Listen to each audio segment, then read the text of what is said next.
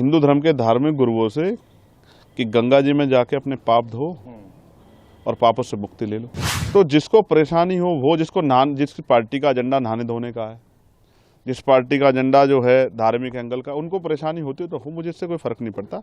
मैं ना संत मानता ना उनकी भाषा को संत वाली भाषा मानता। संत का मतलब होता है जो मानवता के लिए जिए। कि मैं अपने गुरुओं संतों की बात पर खड़ा हूँ। मन चंगा तो कटौती में गंगा, जिसका मन साफ सुथरा उसको कहीं जाने की जरूरत नहीं। मैंने कहा कि जिन्होंने पाप किए हैं, मैं यहाँ जहाँ रहता हूँ उससे 50-60 किलोमीटर पर हरिद्वार है, और हम बचपन से ये सुनते आए हैं हिंदू धर्म के धार्मिक गुरुओं से कि गंगा जी में जाके अपने पाप धो और पापों से मुक्ति ले लो। ना मैंने पाप किए, मैं तो अपने हक वंचित समाज को उनके पैरों पर खड़ा करने के लिए, उनके साथ जो जुल्म हो रहा है उसको रोकने के लिए काम कर रहा हूँ। तो मुझे पाप धोने की जरूरत नहीं है। और रही बात, हमारी पार्टी का स्टैंड स्पष्ट है। जिन संतों गुरुओं महान पुरुषों के रास्ते पे, विचारधारा पे हम लोग चलते हैं, हम पाप और पुण्य में बहुत भरोसा भी नहीं करते, हम तो कर्म में भरोसा करते हैं। तो जिसको परेशानी हो वो जिसकी पार्टी का एजेंडा नहाने धोने का है, जिस पार्टी का एजेंडा जो है धार्मिक एंगल का, उनको परेशानी होती है तो हो, मुझे इससे कोई फर्क नहीं पड़ता। मैं तो सतगुरु रविदास जी महाराज को मानने वाला व्यक्ति हूँ। मन चंगा तो कटौती में गंगा। मैं क्यों जाऊँ मथुरा काशी, मैं बेगमपुरा का वासी। मेरा मन साफ सुथरा है तो मुझे कहीं जाने की जरूरत नहीं है। मेरा मन इस देश के प्रति, इस देश के लोगों के प्रति, गरीबों के प्रति, किसानों के, कमजोरों के, हर व्यक्ति के सम्मान के लिए और उनकी परेशानियों को हल करने के लिए। बाकी जिसको जो सोचना है, कहना है, वो कहता रहे, मुझे इससे कोई फर्क नहीं पड़ता। मैं अपनी बात पर तटस्थ हूँ। देखिए, मेरी बात सुनिए। जब वो वहाँ जा रहे हैं और आपने याद दिला दिया, तो मैं मुख्यमंत्री जी से कहूँगा, प्रधानमंत्री जी से, जब वो जाएं तो इलाहाबाद में जो लाशें कोरोना काल में हमने देखी थी, उन लोगों के लिए भी जिनका अंतिम संस्कार भी नहीं करा, उनके लिए भी प्रार्थना कराएं। क्योंकि वो आपकी सरकार की निकम्मेपन की वजह से हुआ था। आप मेडिकल फैसिलिटी नहीं दे पाए थे। जिन लोगों को चिता नसीब नहीं हुई, क्योंकि हिंदू धर्म में तो कहा जाता है कि उनको अग्नि जो है उनके पार्थिव शरीर को मिली, जिनको नहीं मिल पाई उनके लिए भी प्रार्थना कर लेना, अगर आपकी आंखें खुल जाएं। तो मैं तो स्पष्ट तौर पर कहना चाहता हूं सरकार को और मुख्यमंत्री जी को कि जितना पैसा उन्होंने इस कुंभ में लगाया, अगर उतना पैसा वो इस प्रदेश की चिकित्सा, शिक्षा और रोजगार देने में नौजवानों को लगाते तो बहुत सारे लोगों के परिवारों के आंसू सूख जाते, बहुत सारे लोगों को न्याय मिल जाता, बहुत सारे लोगों को आगे बढ़ने का अवसर मिल जाता। उसमें तो सरकार फेल दिख रही है। अब ये सरकार इंसानों की रखवाली नहीं कर पा रही, पशु पक्षियों की क्या रखवाली करेगी।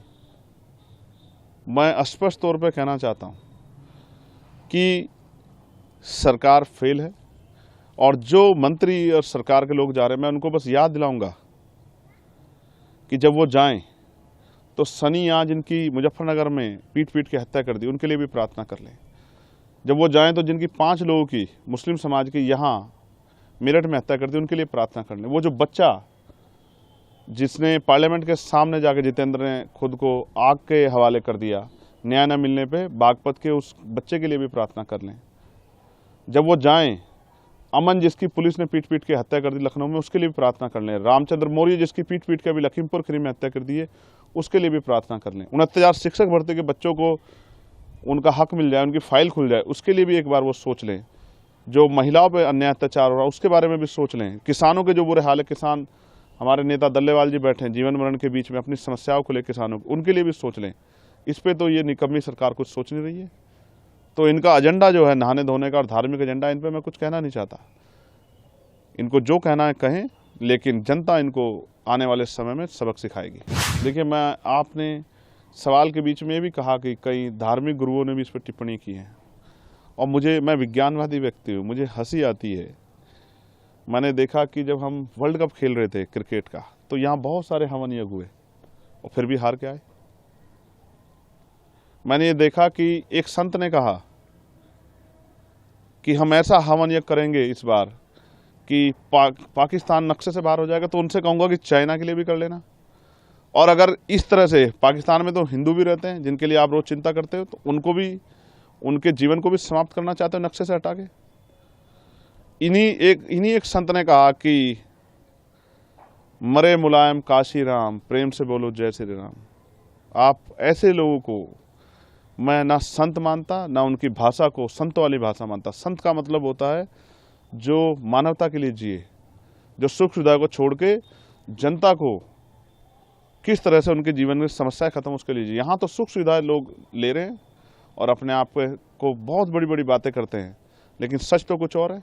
मैंने तो कोरोना काल देखा, अगर जितना पैसा वहाँ लगाया गया, इतना शिक्षा चिकित्सा पे लगाया होता तो इतने लोगों की जान नहीं जाती। और ये सब चीज़ें सरकार की देख रेख में, और कम तो बहुत जल्द जल्द आता है।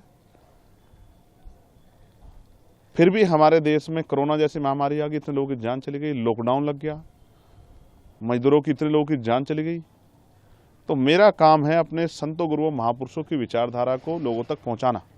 जब ये अपने धार्मिक एजेंडे को स्थापित करने के लिए हमारे लोगों को गुमराह करने का काम करें, मैं अपने लोगों को जागरूक करने का काम करूँ। मैं किसी को रोक थोड़ा ही रहा हूँ, जिसको निमंत्रण मिला वो भी और जिसको नहीं मिला वो भी जाए।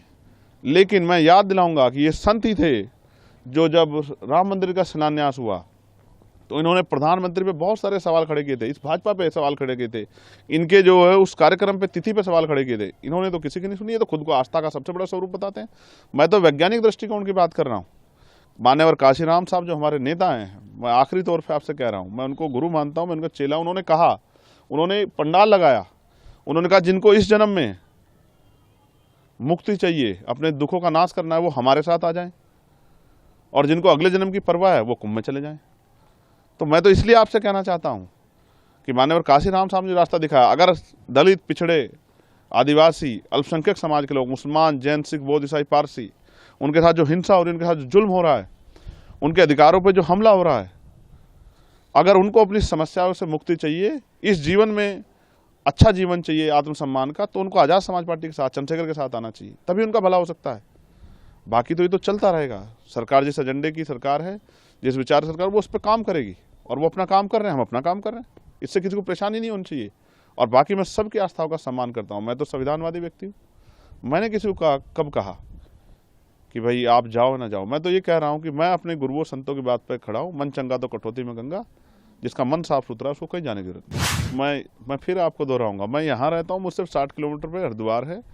गंगा जी का स्नान करने लोग जाते हैं। ये हिंदू धर्म के धार्मिक गुरु ये भाषा बोलते हैं, कहते हैं यहाँ स्नान करोगे, डुबकी लगाओगे तो आपके पाप दूर हो जाएंगे, ये हवन यज्ञ करोगे तो आपके ग्रह सब ठीक हो जाएंगे, या आपकी समस्याएं खत्म हो जाएंगी, आपका जीवन लंबा हो जाएगा। मैं तो वही बात कह रहा हूँ जो ये कहते हैं। मैंने क्या गलत कहा? लेकिन मैं नहाने धोने की राजनीति नहीं करता हूँ। मैं लोगों को सही पथ पर ले जाके उनके दुखों की मुक्ति के लिए राजनीतिक सत्ता के बगैर, और उनको जब तक आर्थिक सशक्तिकरण नहीं होगा, सामाजिक भेदभाव खत्म, तब तक बदलाव नहीं हो सकता। मैं तो अपने काम पे अपने उस विचार को, महापुरुषों विचार को आगे बढ़ाने का काम कर रहा हूँ।